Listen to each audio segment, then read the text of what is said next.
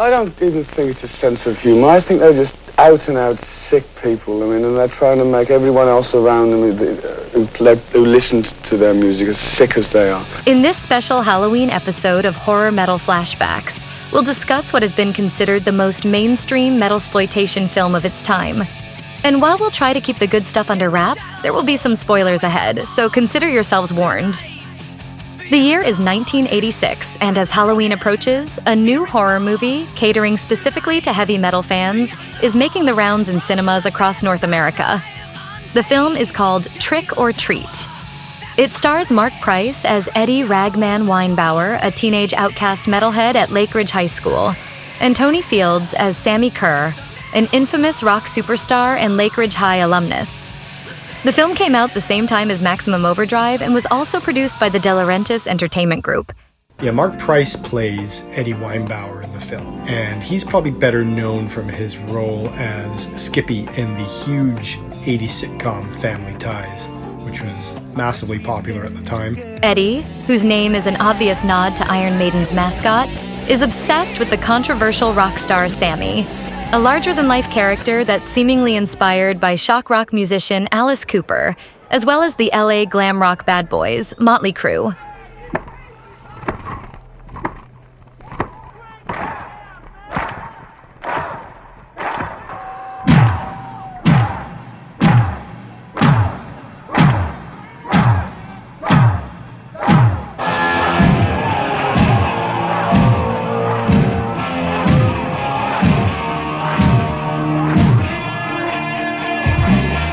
Tony Fields, who was a very accomplished professional dancer as well as an actor, added a level of physicality that no one else could have brought to the role of Sammy Kerr.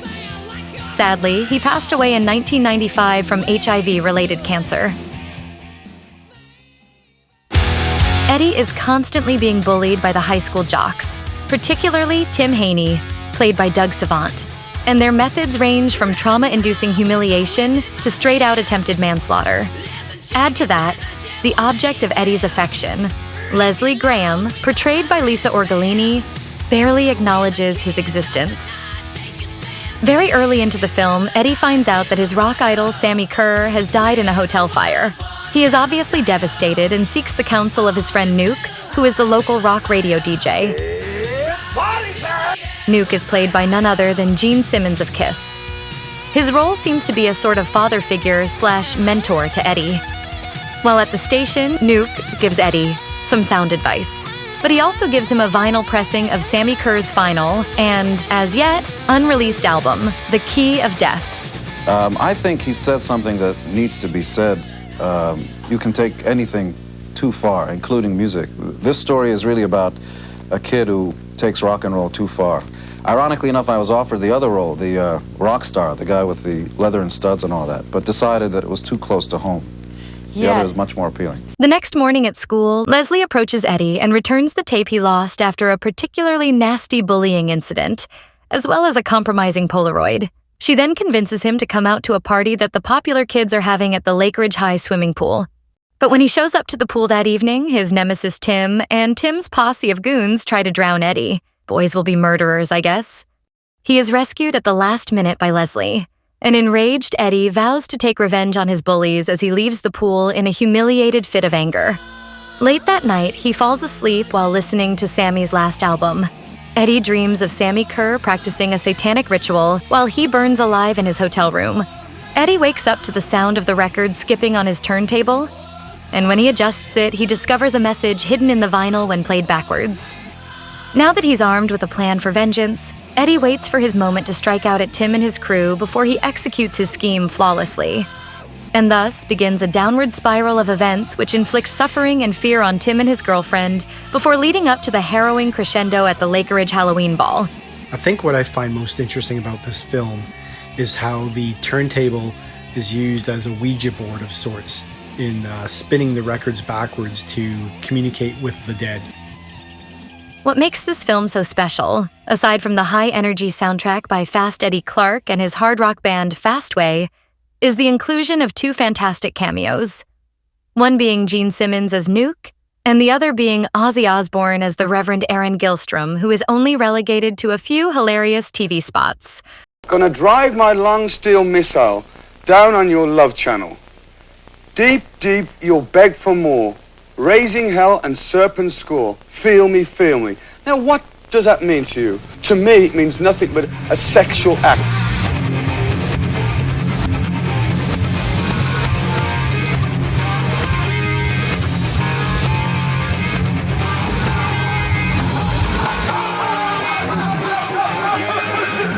Ozzy, heavy metal's Prince of Darkness, has accurately portrayed the very stereotype of his career's biggest critics, evangelical Christian nationalists. One event that this film has made a point of recognizing was the PMRC Senate hearing of 1985. At this hearing, several prominent rock music icons spoke out in defense of freedom of expression in popular music. The scene where Eddie watches footage of Sammy Kerr, speaking out in defense of rock music, in a Congress hearing, is a direct homage to Twisted Sister's frontman, Dee Snider, and his famous testimony against the disparaging misrepresentation of rock performers by the likes of Tipper Gore. This phenomenon is known as a moral panic, a perceived crisis of American values under attack from an evil or immoral entity. This particular imaginary crisis was dubbed the Satanic Panic, and its focus was the influence that heavy metal music had on the young people that listened to it. I don't know if it's morning or afternoon, but I'll say both. Good morning and good afternoon. My name is Dee Snider, that's S-N-I-D-E-R. I have been asked to come here to present my views on, quote, the subject of the content of certain sound recordings and suggestions that recording packages be labeled to provide a warning to prospective purchasers of sexually explicit or other potentially offensive content, unquote. Before I get into that, I'd like to tell the committee a little bit about myself. I'm 30 years old, I'm married, I have a 3-year-old son. I was born and raised a Christian, and I still adhere to those principles. Believe it or not, I do not drink, I do not smoke, and I do not do drugs. I do play in and write the songs for a rock and roll band named Twisted Sister that is classified as heavy metal. And I pride myself on writing songs that are consistent with my above-mentioned beliefs. The end result is always the censorship of speech and language in one form or another. This continues to happen today in the form of online censorship and suppression of hate speech, or just plain old dissenting opinions. And as always, heavy metal seems to get caught in the crossfire. Since I seem to be the only person addressing this committee today who has been a direct target of accusations from the presumably responsible PMRC, I would like to use this occasion to speak on a more personal note and show just how unfair the whole concept of lyrical interpretation and judgment can be, and how many times this can amount to little more than character assassination. I have taken the liberty of distributing to you material and lyrics pertaining to these accusations. There were 3 attacks in particular which I would like to address. Accusation number 1. This attack was contained in an article written by Tipper Gore, which was given the form of a full page in my hometown newspaper on Long Island. In this article, Ms. Gore claimed that one of my songs, Under the Blade, had lyrics encouraging sadomasochism, bondage, and rape. The lyrics she quoted have absolutely nothing to do with these topics. On the contrary, the words in question are about surgery and the fear that it instills in people.